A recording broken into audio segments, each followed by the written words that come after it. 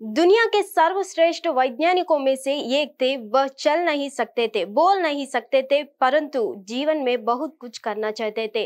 Stephen का एक जन्म जनवरी 8 में इंग्लैंड में ऑक्सफोर्ड शहर में हुआ था। स्टीफन हॉकिंग को क्या बीमारी थी, यह उन्हें 21 वर्ष की आयु में पता चला। उन्हें कभी न ठीक होने की बीमारी थी, जिसका नाम न्यूरॉन मोटर डिसीज था। इस बीमारी में मांसपेशियों को नियंत्रित करने वाली सारी नसें धीरे धीरे काम करने बंद कर देती है, जिसके कारण शरीर अपंग हो जाता है और शरीर काम करना बंद कर देता है। उनके बायां हिस्सा काम करना धीरे धीरे बंद कर दिया गया था और 14 मार्च 2018 को उनकी मृत्यु को हो गई थी। जैसे कि आप लोग जानते हैं दोस्तों, दुनिया के जितने भी बड़े हुए साइंटिस्ट हुए हैं, उन्होंने कोई ना कोई भविष्यवाणी की है।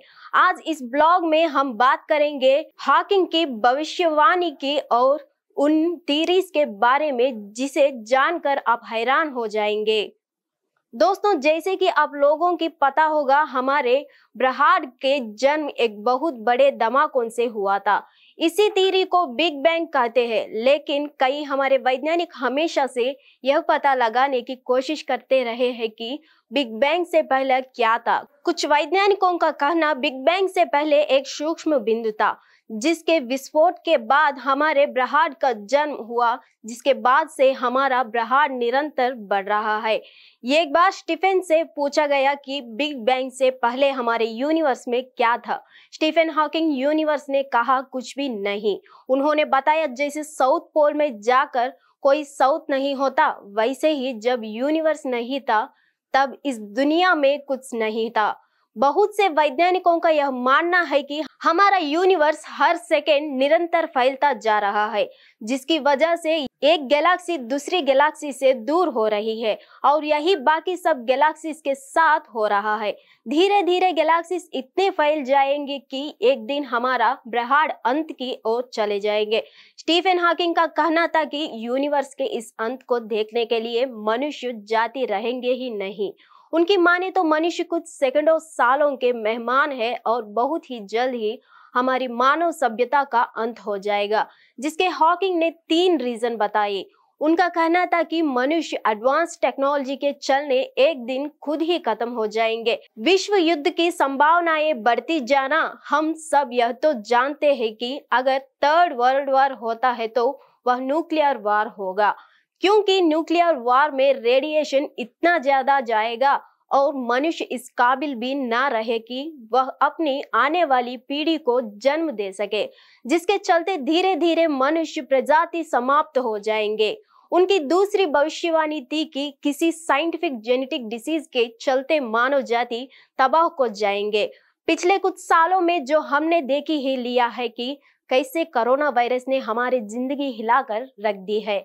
इसमें कोई बड़ी बात नहीं होगी कि भविष्य में तेजी से फैलने वाली बीमारी अगर आ गई तो मानव जाति का खत्म तो निश्चित है। और अगर इस 2 चीजों से हम बच भी गए तो हमारी टेक्नोलॉजी ही हमें एक दिन मार देगी, क्योंकि मनुष्य अभी इतना डेवलप नहीं हुआ है कि वह आर्टिफिशियल इंटेलिजेंस से बच सके और आगे चलकर सब कुछ मशीनों के द्वारा ही होगा।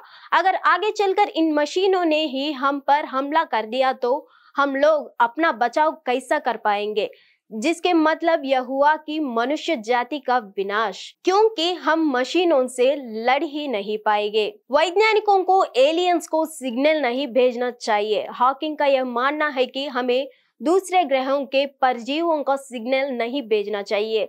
उनका कहना है कि मान लो कभी गलती से किसी एलियन प्लैनेट ने यह सिग्नल कैच कर लिए तो इसका अंजाम अच्छे नहीं होगा, क्योंकि हम नहीं जानते एलियंस या दूसरी सभ्यता के लोग किस स्वभाव को है। वह उग्र भी हो सकते हैं या वह किसी ऐसे ग्रह की तलाश में हो जिस पर वह कब्जा करना चाहते हो। अगर वह ज्यादा से पावरफुल हुए और हमारे सिग्नल्स का गलत मतलब निकाल लिया तो वह हम पर अटैक भी कर सकता है, जिसके चलते हमारा ग्रह खत्म हो सकता है।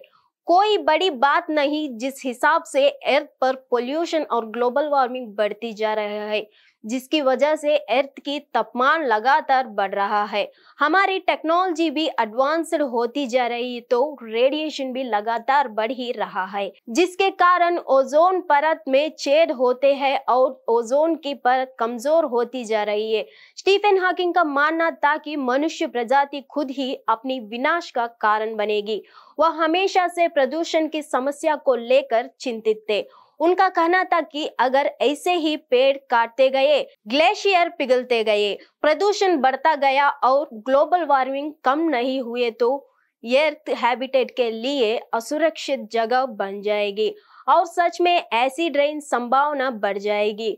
जी हाँ, तेजाब की बारिश में परिणाम क्या हो सकता है, इसका अंदाजा को आप खुद ही लगा सकते हैं। हर माता पिता चाहते हैं कि उनके बच्चे में भी उनके गुण आए, परंतु ऐसे पॉसिबल नहीं है क्योंकि जेनेटिक ट्राइट्स अपने बच्चे में डालना हमारे हाथों में नहीं होता। जैसे जैसे आगे बढ़ रही है, इंसान चाहे तो कुछ भी बना सकते हैं।